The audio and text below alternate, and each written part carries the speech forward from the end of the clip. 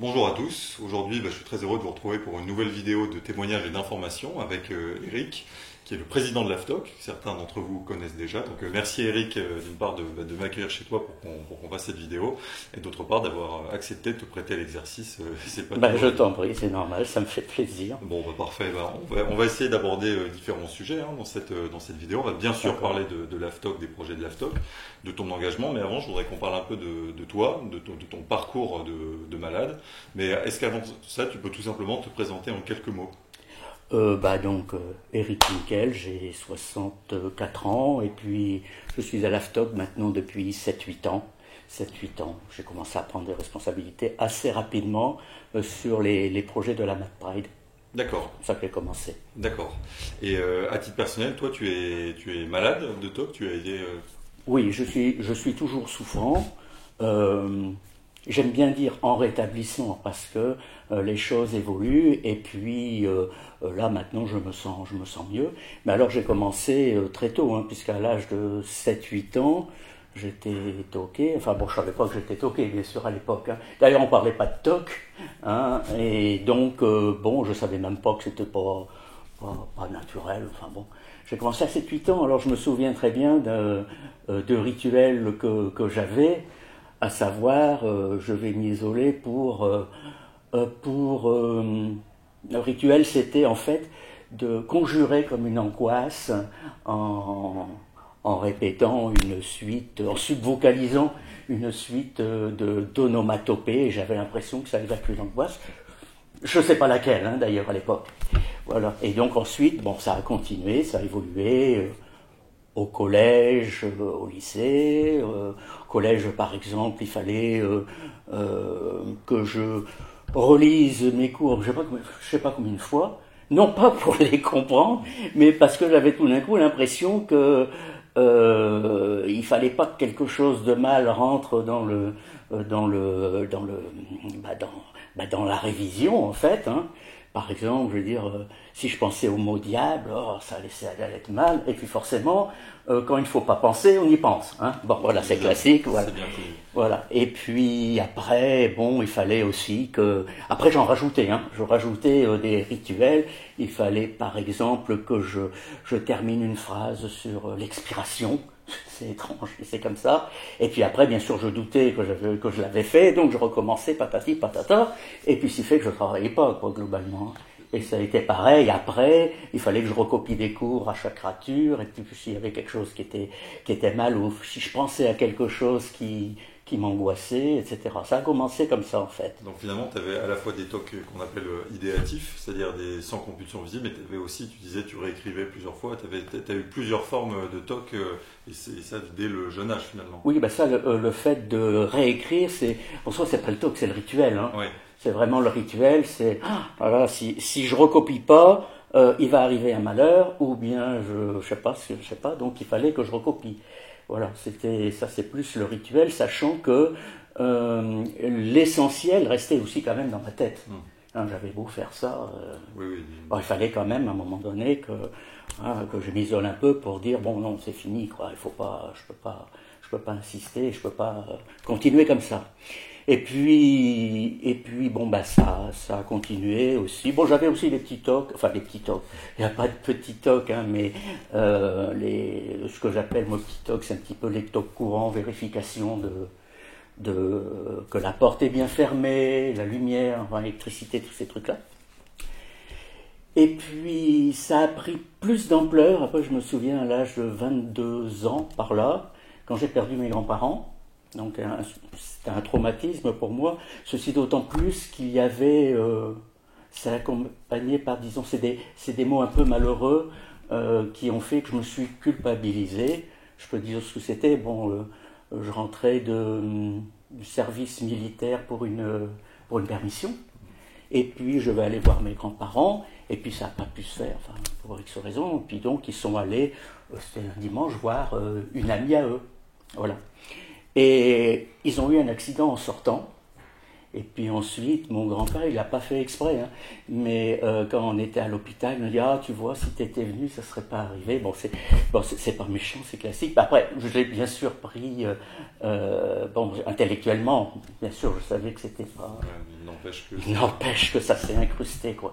Et j'ai eu ensuite des angoisses plus dures, des angoisses d'intoxication, mercure, des angoisses liées au virus, à la rage en particulier, tout ce qui était un peu synonyme d'agression, parce que qu'est-ce qui donne la rage? C'est les morsures par les chiens. Donc il y avait aussi quelque part une agression extérieure qui faisait partie un petit peu des symptômes, des supports, quoi, des supports de TOC, et puis, etc. Il y a eu des phobies d'impulsion, et il ne fallait pas non plus que je sois, comment vais-je dire, en présence de l'objet qui fait peur. C'est à un moment donné, le pire, c'est que je pouvais imaginer à partir de rien, par exemple en étant ici, chez moi, que je croisais un chien, etc., qui m'avait, voilà, j'ose même pas dire mordu, voilà. Et puis après, c'est comme ça, hein, c'est assez classique. Après, je vois un sac, par exemple, par terre, je peux imaginer que c'est un chien, etc. Les choses que tout le monde, je pense, ici, enfin, tous ceux qui nous écoutent, je pense, comprennent. Donc c'est quelque chose d'assez classique, mais c'était quand même assez hard dans les tocs d'imagination complète de situation. Ça, c'est le plus dur. Voilà. Et à quel âge est-ce que tu as mis un mot sur ce que tu avais? Parce que tu disais qu'au début, on ne parlait pas forcément de TOC, on parlait plutôt de névrose obsessionnelle, mais à quel moment tu as été diagnostiqué véritablement?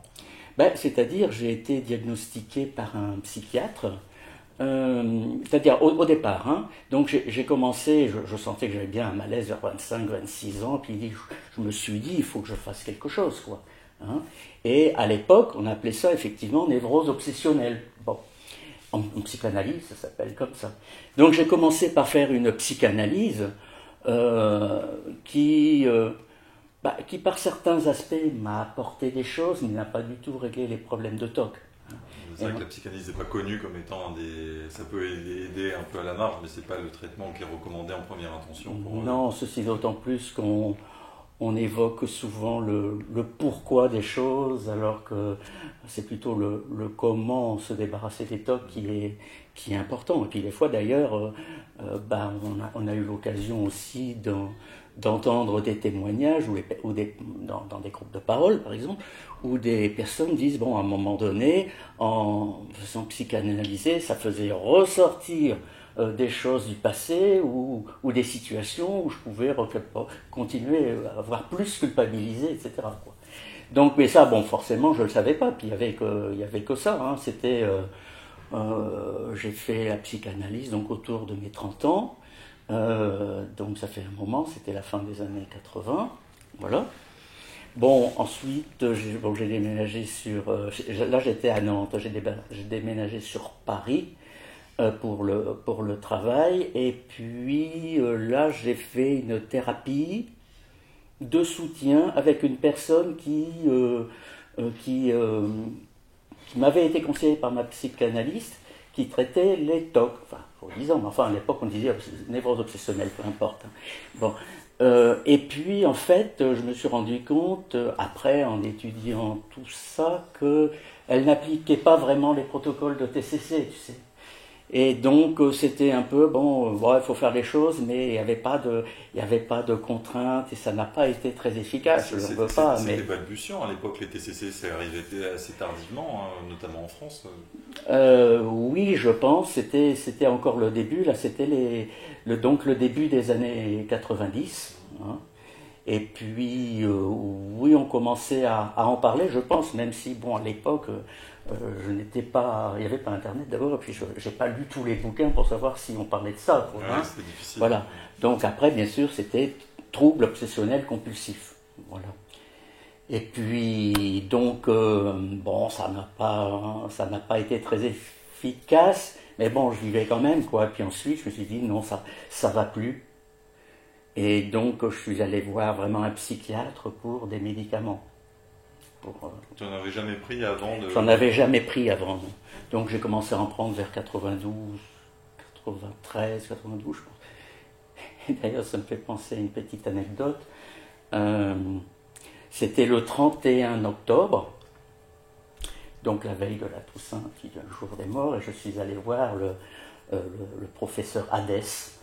Donc Hadès, la mythologie, c'est le dieu des enfers, et puis bon, après, je me suis dit, bon, je vais peut-être ressusciter, enfin bon, c'est une petite anecdote comme ça, qui est sans grand intérêt, mais enfin, je l'ai bien retenu avec ça, à cause de ça, et puis donc ensuite, j'ai eu comme traitement de l'anafranil. Je pense que c'est ce qui se faisait à l'époque, hein, l'anafranil, bon, comme je pense les uns et les autres le savent, c'est un antidépresseur, mais à large spectre, comme ça, mais qui a beaucoup d'effets secondaires. Et donc j'avais beaucoup d'effets secondaires. Je me demande même si c'est pas là que ont commencé des tremblements essentiels, parce que des fois tu vois je tremble comme ça, bon. Et puis des vertiges, prise de poids, constipation, enfin plein de choses quoi. Ouais. Donc c'est à cette époque-là après que j'ai découvert, que un psychiatre m'a fait découvrir un autre antidépresseur, SRS, et c'était Prozac quoi. D'accord. Qui m'a beaucoup aidé. Alors d'ailleurs on dit des fois prendre des médicaments, c'est une béquille pour faire après un travail de fond. Bon, je suis globalement d'accord, hein, mais c'est pas qu'une béquille pour moi, c'est, comment on va dire, c'est vraiment un moyen qui me permet de réfléchir et de mettre les idées en ordre. Et je pense que là, je prends du Prozac depuis plus de 20 ans. Bon, il n'est pas impossible que je continue jusqu'à la fin de ma vie. Sachant que pour moi, personnellement, je ne suis pas du tout contre les médicaments, sachant que c'est toujours il faut à chaque fois se faire une idée la balance entre les bienfaits et puis les effets secondaires. Bien sûr. Et c'est vrai que bon, j'ai encore, bien sûr, des tocs, mais ça ne m'embête pas de prendre des médicaments. Et puis je ne veux pas rentrer non plus dans l'excès qui créerait un TOC. Alors est-ce que je suis sûr d'être guéri? Parce qu'après, bon, ceux qui ont du diabète, font ce qu'il faut, et puis que l'insuline. Bon, après je dis pas qu'il faut que tout le monde doit prendre des médicaments jusqu'à la fin de la vie, hein, c'est pas ça. L'important, c'est de pouvoir apprécier le bénéfice bienfait, effets secondaires, et de toujours en parler à son psychiatre. Bon, ça classique aussi, les gens qui arrêtent comme ça, et puis qu'ils ne le font pas progressivement, et c'est très dangereux. Parce qu'en plus, je crois que les conséquences, on les ressent quelques mois après. Oui, tout à fait, et souvent, et parfois décuplées. Hein. Oui, donc c'est à surtout pas faire. Voilà, surtout, bon, alors il faut quand même comprendre que c'est pas les antidépresseurs, ce ne sont pas comme les anxiolytiques, on n'est pas dépendant après, même s'il faut du temps pour réduire les doses, mais il n'y a pas à proprement parler d'addiction. Donc ça c'est pour les gens qui pensent qui ont peur des médicaments et qui pensent qu'après ils devront en prendre toute leur vie. C'est possible, mais peut-être pas. Et après d'ailleurs, bon, on entend pas mal de témoignages où les gens disent bon oui après j'ai arrêté les médicaments, maintenant ça va mieux, sachant qu'ils savent qu'ils peuvent toujours en reprendre si jamais ça reprend, quoi, parce que je ne sais pas si on est complètement débarrassé des TOC, mais après on sait comment réagir. On a une boîte à outils, notamment bon, avec les TCC. Hein. Personnellement, je dis les TCC classiques, disons. Alors on va y venir. Oui. Juste après. Ouais, voilà, donc globalement, voilà où j'en suis actuellement. Maintenant, je prends toujours des antidépresseurs, et puis Prozac, ça me va bien. Puis j'arrive à peu près vite, parce que bon, j'ai trouvé aussi un moyen dont on va parler, c'est la transition. C'est la transition avec la question suivante, c'est dans ce parcours que tu viens de décrire, qui est un long chemin finalement de plusieurs années, plusieurs décennies. Qu'est-ce qui t'aide véritablement à aller mieux, et à voilà, surmonter les moments qui peuvent être très difficiles quand les angoisses sont très fortes, que les rituels prennent beaucoup de temps, à côté des médicaments, parce que je sais que tu prônes une certaine thérapie dont on entend de plus en plus parler. Tu es loin d'être le seul, mais est-ce que tu pourrais en dire un mot et même plusieurs mots? Plusieurs mots, oui. En fait, il s'agit, je vais dire tout de suite, de l'ACT. ACT, ça veut dire Acceptance and Commitment Therapy, thérapie d'acceptation et d'engagement. Et en fait, quand j'ai trouvé ce mot et de la prose sur la question, le dire, c'est un peu comme Monsieur Jourdain qui faisait de la prose. J'appliquais déjà une quantité de principes de l'acte sans m'en rendre compte, en fait. Et j'ai dit, mais alors après, ça m'a quelque part pas rassuré, mais j'ai dit, bon, bah quand même, j'ai découvert des choses qui s'apparentent à une technique, la troisième vague, les thérapies de troisième vague qui comprennent troisième vague de TCC, donc c'est par rapport au TCC, on va dire classique de première, deuxième vague, qui sont celles dont on a déjà parlé d'ailleurs dans d'autres vidéos. Là, la TCC troisième vague met en avant les méthodes de l'acte, c'est ça? Notamment, et puis tout ce qui est pleine conscience, qui travaille en fait beaucoup sur les émotions. Parce qu'avec les thérapies comportementales et cognitives, bon, on travaille le comportement, voilà, c'est quelque chose, ce qui est bien. Et les émotions, et la gestion des émotions. Alors après, il y a la gestion des émotions, c'est vrai, et puis le cognitif, c'est beaucoup plus intellectuel, parce que je vais prendre un exemple là-dessus, je faisais ça aussi plus ou moins, thérapie cognitive, quand, pour me désangoisser, je réfléchissais, j'avais toute une systématique de raisons, en fait, d'arguments qui me faisaient dire non, ça c'est pas possible, et puis même si il y a aussi une raison complémentaire, etc., tout ça se cumulant. Bon, mais c'est bien, ça fait partie de la thérapie cognitive de faire ça, et puis de prendre du recul par rapport au fait que, bon, on prend conscience qu'il y a un dysfonctionnement dans l'appréciation des choses, mais après ça rentrait dans des rituels aussi pour moi. C'est-à-dire à un moment donné, il fallait absolument qu'à chaque fois je déballe en fait toutes ces raisons, et puis après en y mettant aussi des contraintes de forme, est-ce que je l'ai bien dit, est-ce que je suis sûr d'avoir été précis, etc. Et après ça rentrait dans des rituels. Ouais, voilà, donc on s'est rendu compte que c'était pas du tout productif, c'était pas bon, et ça m'a fait prendre conscience qu'avec l'acte après, et je vais dire comment j'ai fait pour me rendre compte que j'en faisais déjà, c'est à un moment donné, je me suis dit, bon, lâche prise. Alors justement, c'est quoi les grands principes de l'acte? Ah oui, alors j'y viens, voilà, exactement. Alors, l'acte, en fait, Acceptance and Commitment Therapy, s'appuie sur un schéma très simple qu'on peut trouver sur Internet, et même les personnes qui n'ont pas envie de pratiquer l'acte peuvent quand même voir ce que c'est, parce qu'il y a une quantité de techniques presque de bon sens que l'on peut utiliser et qui permettent d'aller beaucoup mieux, même pour ceux qui ne pratiquent pas l'acte. Donc, il y a un schéma à six coins, ce qui donne les 6 facettes en fait, de l'acte, qu'on appelle l'hexaflex. Et quand on voit l'hexaflex, ce schéma, on comprend presque instinctivement, enfin naturellement, ce que ça dit. Alors, il y a d'abord l'acceptation.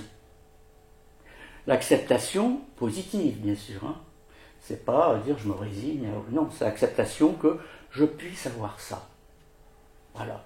Et puis dire, bon, je passe à autre chose, c'est bon, j'ai ça, j'ai les angoisses, et puis être, après, un deuxième principe, en diffusion.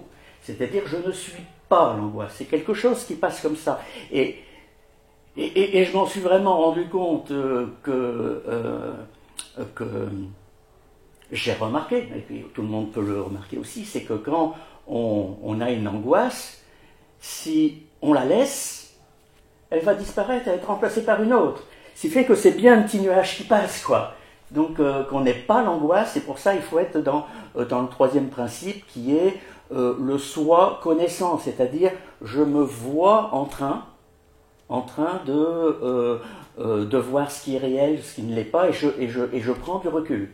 D'ailleurs, d'une façon générale, en prenant du recul, bon, ça permet de relativiser. Hein. Ce qui est très dur à faire quand on est en pleine crise de TOC, c'est un principe, mais dans la pratique, c'est autre chose. Tout à fait. Et c'est là, c'est une bonne transition pour arriver au troisième, j'en suis à 1, 2, 3, quatrième point, c'est vivre l'instant présent. Alors, c'est pas facile non plus. C'est appliquer un certain nombre de recettes qui viennent de plutôt de l'Orient. Hein. C'est méditation, relaxation, travail sur la respiration. On n'y arrive pas forcément tout de suite, mais c'est pas grave. Il faut pas se donner comme objectif d'y arriver. Mais quand on essaye, on se rend compte que petit à petit, on se sent mieux. Parce qu'on est plus dans l'accord corps-esprit, à un moment donné, en harmonie corps-esprit. Et ça, c'est très important, et je me suis rendu compte que, quand je faisais un peu de relaxation, respiration, etc., j'y arrivais pas tout de suite, mais quand j'y arrivais, je dis, j'y arrive. Et après, je dirais presque que c'est pas une contrainte. À un moment donné, quand on applique toutes ces techniques, on se fait du bien aussi. Et quand on ressent que ça fait du bien, ça encourage à aller plus loin. Donc petit à petit, pas à pas, on progresse et ça donne de l'espoir, quoi. J'y suis arrivé, encore un petit pas. Un pas après l'autre, je vais y arriver. Et je vais arriver à je ne sais pas à quoi, mais dans un objectif d'aller mieux, bien entendu. Après, je ne sais pas si j'y arriverai, mais c'est toujours bien de sentir que, aujourd'hui, je me sens un peu mieux qu'hier, quoi. Oui, bien sûr. Et parce que j'ai fait ceci ou cela. Et tous les principes, en fait, qui sont liés à une bonne hygiène de vie, une bonne hygiène relationnelle, être proche des autres, les aimer, être bienveillant, globalement, prenez le bien, en fait, et puis être bien avec les autres, et puis ça occupe. Ça occupe pendant qu'on est bien avec les autres. Là, avant que tu arrives, j'avais une petite angoisse. Je laisse partir, mais là, j'ai plus, elle a disparu. Peut-être que je le verrai apparaître vaguement tout à l'heure, mais je sais que de toute façon, elle va disparaître, il y en aura une autre peut-être. C'est le nuage. Ouais, c'est le nuage, c'est l'effet nuage. Voilà. Et donc, vraiment, même même par exemple, faire une marche, respirer, faire du sport. Alors, on dit, non, j'y arrive pas. Mais à un moment donné, en courant, en mettant un pied devant l'autre, l'esprit se libère quand même. Ça libère des nœuds qu'il y a je parle souvent d'harmonie corps-esprit, mais je pense que là, on comprend un petit peu ce que ça veut dire. Et puis surtout, il y a dans l'acte l'engagement. Voilà. Parce qu'après m'être dit, après avoir pris conscience que c'est que l'instant présent qui compte. Parce qu'en fait, le passé n'existe plus, l'avenir n'existe pas, et même quand on a des souvenirs du passé, les souvenirs, on les a maintenant. D'ailleurs, à un moment donné, si je ne vis pas avec une accumulation d'instants présents, je pense, c'est peut-être intellectuel, ce que je dis, mais j'ai l'impression de ne pas vivre, quoi. Si je ne vis pas chaque instant intensément. Et après, cette accumulation d'instants, je me suis dit, il faut que ces instants, cette accumulation ait un sens pour moi. Voilà. Et c'est l'autre volet de l'acte qui est la définition de ces valeurs de vie. Qu'est-ce qui fait sens pour moi dans la vie? Qu'est-ce qui fait que peut-être à la fin de ma vie, je me dirais, j'ai quand même pas mal vécu, quoi. Voilà. Ce sont les valeurs que je me donne. Quel est le sens de ma vie et comment je les mets en œuvre? Comment je mets en œuvre ces valeurs qui donnent un sens à ma vie. Et moi, je me suis rendu compte, ça m'est apparu comme évident aussi, c'est au point où j'en suis, et puis là, c'est pas pour rien maintenant que j'ai accepté la présidence de l'AFTOC, je me dis, je vais me donner à fond pour mes frères et sœurs toqués. Et ça donne un sens, parce qu'après, quand je vois que ce que je fais apporte quelque chose, quand dans un groupe de parole, on dit un mot qui fait, quand on voit le sourire de l'autre, on dit, t'as raison, je suis content, quelque part, on retrouve aussi estime de soi, confiance en soi. Et ça, c'est fondamental, parce que les TOC, on est toujours dans le doute, on a toujours besoin de vérifier, on se culpabilise, bon, voilà. Et ça, tout ça, c'est en fait un cercle vertueux, hein, c'est un ensemble, moi, qui me convient très bien, quoi. Donc, et c'est comme ça que je me suis investi à l'AFTOC, et je sens qu'en travaillant là-dessus, d'abord, je m'angoisse pas, hein. Bon. Et puis, quand je suis dans l'action, quand je suis avec les autres, quand je fais des choses, ça me fait du bien. Donc, c'est une thérapie pour moi. Oui, finalement, cet engagement associatif pour l'AFTOC est un des piliers de ton propre rétablissement. Voilà. Dans le processus, l'acte, finalement, c'est une démarche, c'est un processus qui avec des dimensions que tu as décrites, mais l'engagement, c'est peut-être une des plus importantes, non, si je t'entends. Oui, tout à fait. Et puis, tu as dit un mot qui est très important pour moi, c'est le rétablissement. Qu'est-ce que ça veut dire, le rétablissement? Parce qu'il y a des gens qui disent « Ah, mais non, mais je ne suis pas guéri, donc je suis guéri. » Bon, peut-être, j'en sais rien. Mais le rétablissement, c'est quelque chose de dynamique qui permet d'aller mieux et d'avoir une vie, bon, à peu près correcte, quoi. Parce qu'on a tous des problèmes, tous les humains ont des problèmes. Et le fait de nous centrer trop sur les tocs, bon, c'est normal, ça nous fait mal, mais on ne relativise pas, on a l'impression qu'on est les seuls à souffrir, quoi. Non, c'est pas le cas. Et à partir du moment où on peut retrouver petit à petit, alors je sais qu'il y a des cas qui sont très, très, très difficiles, mais une vie professionnelle, sociale, affective, à peu près normale, si j'ose dire, on se dit, bon, on n'est pas si malheureux que ça. Alors là, je parle de moi, hein, parce que je sais qu'il y a des gens qui souffrent beaucoup. C'est pour ça que je voudrais les aider à moins souffrir, d'où le sens de l'engagement. Voilà. Et c'est pour ça, si tu veux, que même si tout le monde n'est pas convaincu par l'acte, lire au moins ce que c'est, ça peut donner des idées pour, après, avoir une boîte à outils qui permet d'aller mieux et de trouver des trucs aussi pour aller mieux. Parce que tout à l'heure, je parlais de remettre à plus tard. C'est vrai que ça faisait partie de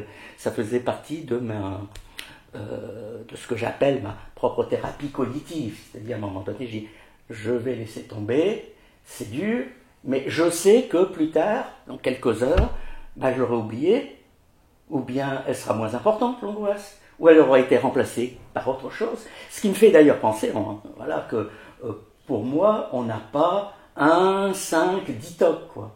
On a, là, on est atteint de TOC, qui est un trouble qui génère toujours beaucoup de doutes, de besoin de vérification, ou de possibilité de vérification. Et bon, je peux toujours vérifier, donc je ne vais pas vérifier. Hein. Voilà. Et donc, en fait, je me suis rendu compte qu'on n'avait pas 1, 5 ou 10 TOC. On avait des TOC. Et c'est pour ça qu'il ne faut pas, je pense, accorder trop d'importance au support du TOC. Le support, c'est-à-dire, j'angoisse là-dessus. Alors, bien entendu, dans une thérapie comportementale, on va s'attacher aux symptômes aussi. Hein, on va dire, je prends trop de douches, donc je m'engage, et puis par un protocole, avec éventuellement les proches, ce qui est important aussi, le psychiatre ou le psychologue, et je prends une douche 1 heure, demain ça sera 50 minutes, donc on travaille quand même sur le symptôme. Mais pas que sur le symptôme, sur la compréhension du fait que c'est pas le symptôme qui compte, mais le doute. Voilà. Mais on est quand même sur le symptôme. Voilà. Donc on n'a pas 1, 5 ou 10 TOC, on a des TOC qui prennent des formes variées, qui varient aussi avec le temps. Hein. Moi, je dirais, j'ai eu 50 TOC. Hein. Maintenant, c'est pas ça qui compte. C'est la souffrance et le temps passé à s'angoisser. Et c'est pour ça que le temps, il faut le gérer le mieux possible, alors en s'aidant d'un certain nombre de techniques, et puis en étant ouvert à l'autre, en étant proche des autres. Et là, il y a beaucoup de choses qui se jouent sur l'appréciation que l'on a de son être. Si j'essaye, même naturellement, de faire du bien, ça me donne une meilleure image de moi. Tu vois ? Est-ce qu'il y a une lecture que tu pourrais recommander aux gens qui voudraient en savoir plus sur l'acte, soit un livre ou sur Internet Alors, il y a beaucoup de choses sur Internet. Et même des documents PDF déjà qui donnent un certain nombre de renseignements sur ce que sont les 6 pôles de l'hexaflex. Et quand on lit un petit peu le contenu, on va lire des PDF où de 3, 4, 5 pages. On pourra les mettre d'ailleurs oui, alors par contre, je peux les mettre en lien, parce que j'ai fait une synthèse, moi personnellement, par exemple, d'un livre de Jan van den Bosch. Je ne sais pas si j'ai le droit de mettre une synthèse, mais en tout cas, je peux recommander son bouquin. Oui, voilà, parce que j'ai fait une synthèse sur 5-10 pages, et puis après, ça m'a beaucoup aidé à me rappeler d'un certain nombre de choses, quoi. Et puis, il y en a plein, il y en a vraiment plein. Alors, je ne les ai pas tous ici, mais d'ailleurs, on est en train de travailler à l'AFTOC sur un chantier qui s'appelle Médiagraphie, qui est en fait une bibliographie, mais utilisant tous les moyens, tous les médias. Donc aussi les vidéos et tout ça. Donc on est en train de travailler là-dessus pour enrichir la bibliographie actuelle que l'on a sur le site, en intégrant aussi toutes les vidéos et puis en intégrant un certain nombre d'éléments de la troisième vague et de l'acte. Oui, bien sûr. Sachant, je pense qu'il faut de toute façon, il y a plein d'ouvrages qui évoquent la thérapie existentielle, humaniste, positive. Il y a beaucoup de principes et de choses importantes à retenir, sans faire une religion. Moi, je vais guérir avec la thérapie existentielle. Non, mais il faut être ouvert surtout pour que chacun puisse ensuite se faire une idée, une boîte à outils de choses à appliquer. Sachant que c'est vrai que il me semble qu'on a souvent trop séparé psychologie et philosophie. Et il me semble qu'il faudrait utiliser aussi, parce que le sens de la vie, c'est quoi? Ça fait partie de la philosophie. Pour certains, c'est de la spiritualité. C'est un certain nombre de choses comme ça, et je pense qu'il ne faut pas trop séparer. Bon, j'espère que je ne vais pas trop choquer de gens, mais enfin, moi personnellement, relier les deux, ça m'aide, et tout ce qui peut permettre aussi il y a beaucoup de scientifiques comme Domenech qui travaillent sur la question du cerveau, mais de la relation même cerveau-esprit, quoi. Parce que le cerveau, c'est un organe, mais c'est le siège de quelque chose d'autre que le siège d'un organe comme le rein, où il y a des fonctions, etc. Et il y a l'esprit aussi, il y a une autre dimension. Alors sans faire de l'ésotérisme, je pense qu'il est toujours intéressant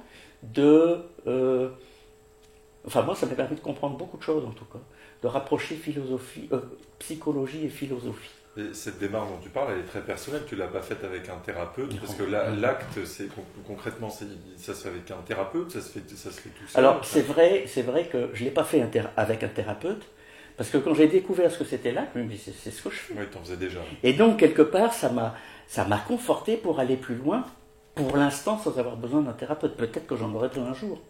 Effectivement, parce qu'il y a des thérapeutes actuellement, TCCistes, qui pratiquent l'acte, mais il y en a quand même très peu. Puis il faut savoir, après il faut faire attention, parce que les gens des pseudo-thérapeutes ou des personnes qui ont trouvé la solution miracle et puis qui vont vous faire payer je ne sais pas combien pour finalement que vous découvriez ce qui est en vous, toutes ces techniques, c'est pas très... Voilà, c'est pas top. Il faut se méfier. Il faut se méfier. Donc, je fais l'apologie de rien, mais je dis, renseignez-vous. Lisez beaucoup. Et lisez aussi tout ce qui a rapport, tout ce qui est en relation, qui met en relation cerveau et esprit. Voilà. Et voilà, donc c'est... je crois que c'est assez complet, en tout cas, les gens auront la possibilité de creuser plus avant ce que tu as dit. On pourra mettre éventuellement des liens de sites que tu connais, qui te semblent pas mal. Tu as mentionné tout à l'heure l'AFTOC, je voudrais qu'on en parle un petit peu, oui. Parce que depuis novembre dernier, tu es président de l'AFTOC, et alors déjà, comment te sens-tu dans ce rôle de président, et c'est un peu tôt pour faire un bilan. Des fois, j'ai l'impression que je ne suis pas capable. Tu sais bien, on se connaît, quoi. Je n'ai pas forcément confiance en moi. Et puis des gens, quand en discutant, ça me fait réfléchir et ça me fait avancer. Et donc, le fait que je me sois investi à l'AFTOC, alors je me suis investi un peu avant déjà, puisque j'ai commencé, comme je disais tout à l'heure, par l'organisation avec d'autres structures d'associations de patients, l'organisation de la Mad Pride. J'avais fait ça, c'était Michel Lemestre qui m'avait encouragé à commencer. Et puis après, voilà, travailler dans ce cadre-là avec des partenaires extérieurs. Parce qu'à l'époque, avec la Mad Pride, on travaillait avec des grandes fédérations déjà, l'UNIOPS, Fédération Santé Mentale, des gens qui s'occupent de santé, et là plus précisément dans des groupes de santé mentale, pour déjà à l'époque promouvoir ça auprès des ministères, et puis pour que ce soit une grande cause nationale. Je crois que c'était une grande cause 2014 ou 2015, qui n'a pas été retenue finalement par le Premier ministre. Et puis, mais de pouvoir travailler avec des partenaires comme ça m'a ouvert énormément l'esprit aussi. Ceci d'autant plus que bon, il y a les TOC, mais on a un environnement de personnes aussi qui souffrent d'autre chose. Et puis, voilà, il y a une quantité de problématiques qui peuvent nous réunir pour travailler ensemble. Et donc, voilà, ensuite, j'ai travaillé, j'étais au conseil d'administration. Bon, on a commencé à penser à renouveler le site internet, enfin un certain nombre de choses. J'ai remplacé une personne, une animatrice de Lille pour l'animation du groupe de parole de Lille, ce qui m'a beaucoup aidé aussi. Et je m'y sentais bien. À un moment donné, je ne pouvais pas m'empêcher, et je ne peux pas m'empêcher de dire merci, c'est vous qui m'apportez. Moi, j'essaie de vous apporter un petit peu, mais après un groupe de parole, je suis fort, enfin, je me sens bien, grâce à vous. Voilà. Et donc, voilà, pour l'AFTOC, donc on a commencé par, je vais revenir un petit peu à tous nos besoins, parce que moi, je vous encourage qu'une chose, c'est investissez-vous, pas forcément à l'AFTOC, mais bon, de préférence à l'AFTOC quand même, hein, parce que vous allez vous sentir mieux, en vous sentant utile, enfin bon. Et il y a plein de choses à faire à l'AFTOC.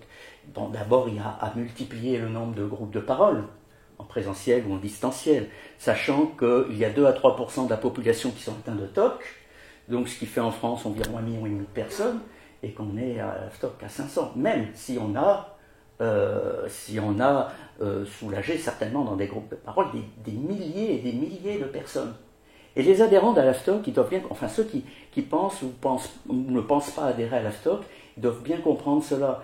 Ils doivent bien comprendre que leur cotisation, elle est quand même relativement modeste. Hein. C'est 30 € par an, ça peut être 10 € pour les personnes qui ne peuvent pas, mais le gros investissement, la grosse plus-value, c'est le bénévolat des gens qui s'engagent.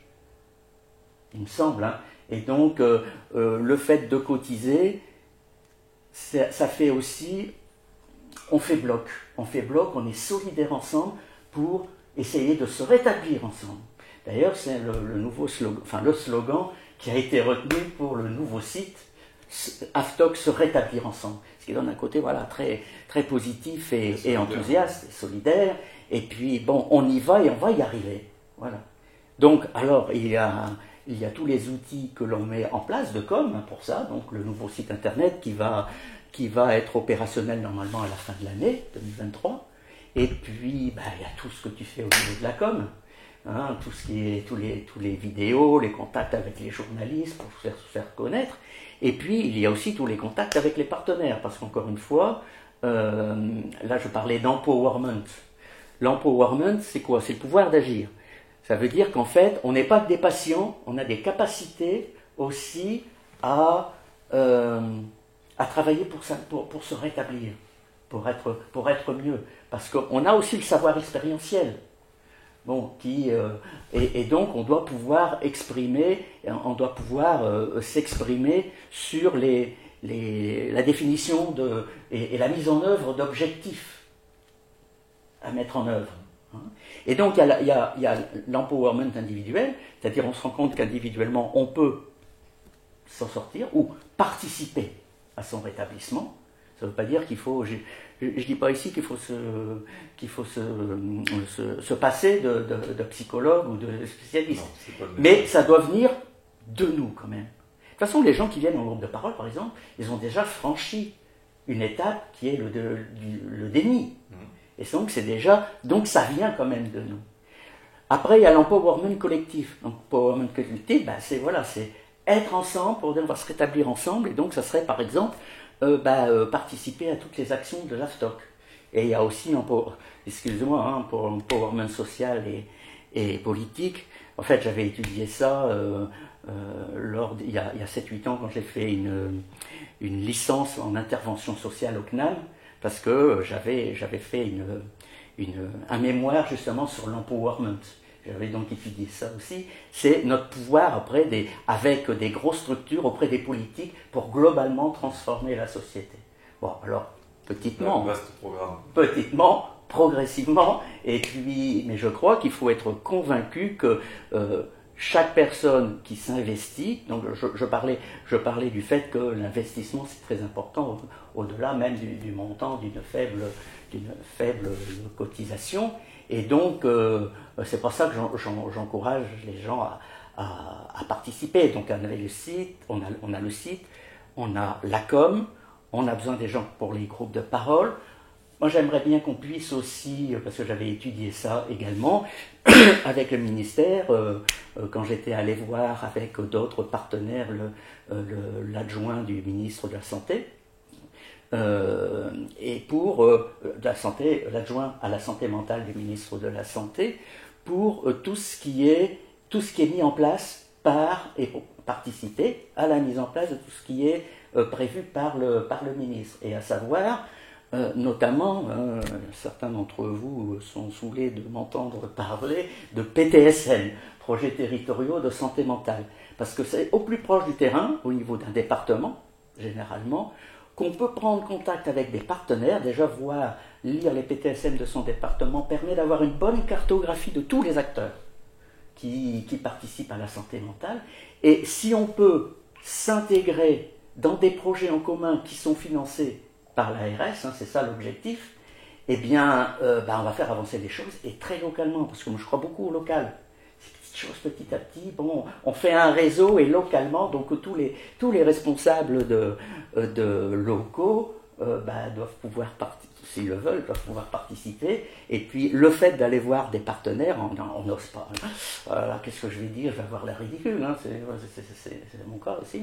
Bon, c'est ce que je me dis. Et bien finalement, on est content d'y aller. On se dit, on va faire progresser les choses. Et puis, qu'est-ce qu'on peut faire? Et c'est comme ça que petit à petit, l'AFTOC va grossir, je pense, et que son influence va grandir.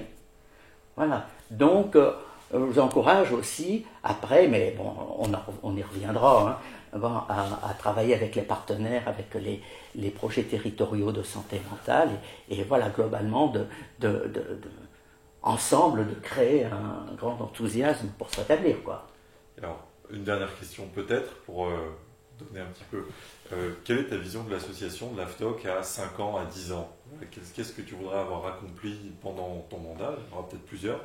Et quelle est ta vision? Où veux-tu emmener l'AFTOC à horizon de quelques Alors années? c'est vrai que j'ai un côté un petit peu ambitieux pour l'AFTOC, mais je me suis rendu compte qu'il fallait du temps, et que c'est pas en tirant sur la tige de la fleur qu'elle va pousser plus vite.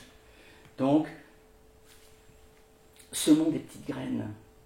Et petit à petit, on va voir comment ça va germer pour accroître aussi nos actions. J'ai oublié de dire que toi-même, tu vas t'occuper d'un gros projet qui est le projet sensibilisation, déstigmatisation en milieu scolaire, pour intervenir donc en école, à la fois pour sensibiliser les éducateurs et puis les parents sur la souffrance des jeunes enfants, pour détecter le plus tôt possible leur souffrance, et vis-à-vis aussi des ados et des grands ados, et pour qu'ils ne soient pas dans le déni, qu'ils sachent qu'il y a des choses à faire, et c'est très important pour les enfants parce que c'est l'avenir, quoi.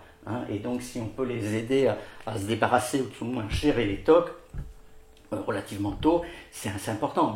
Donc en fait, voilà, c'est à 5-10 ans, je voudrais qu'un certain nombre de ces projets voient le jour. J'aimerais qu'après tous les ans, tous les 2 ans, au moins, on double le nombre de nos adhérents.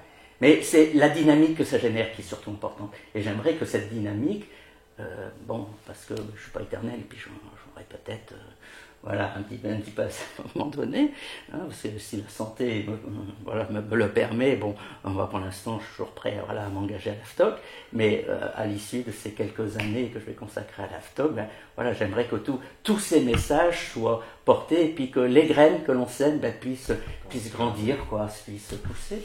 Voilà, c'est... Mais je suis peut-être un peu trop enthousiaste, mais enfin, si moi je ne le suis pas, voilà. Le sera. Est-ce que tu veux terminer par, voilà, je te laisse le mot de la fin, peut-être pour les gens qui nous écoutent. Le mot de la fin, c'est donc, voilà, engagez-vous, je ne sais pas si, bon, j'ai déjà écrit un certain nombre de choses là-dessus, et puis vous pouvez toujours nous écrire ou m'écrire, tu vas mettre peut-être des adresses voilà, par exemple pour les bénévoles. Et ce que j'aurais envie de dire, c'est faites-vous du bien, engagez-vous, vraiment ça va vous rétablir et vous mettre, voilà, soyons dans l'optimisme et puis l'enthousiasme. Et j'aime bien rappeler aussi, je l'ai déjà peut-être fait à l'AFTOC, une maxime de Teilhard de Chardin qui dit, je cite, « Rien dans l'univers ne saurait résister à un nombre suffisamment grand d'intelligence groupée et organisée. Et si c'est pour le bien, allons-y, quoi. » Voilà ce que je peux dire. Merci Eric pour ce mot de la fin et pour cette interview. Merci beaucoup Raphaël de m'interviewer. Je reconnais que j'étais un petit peu angoissé avant, puis finalement ça s'est sorti tout seul. Et puis bon, je suis comme je suis. Voilà. Merci. Merci à tous. Merci Raphaël. Merci.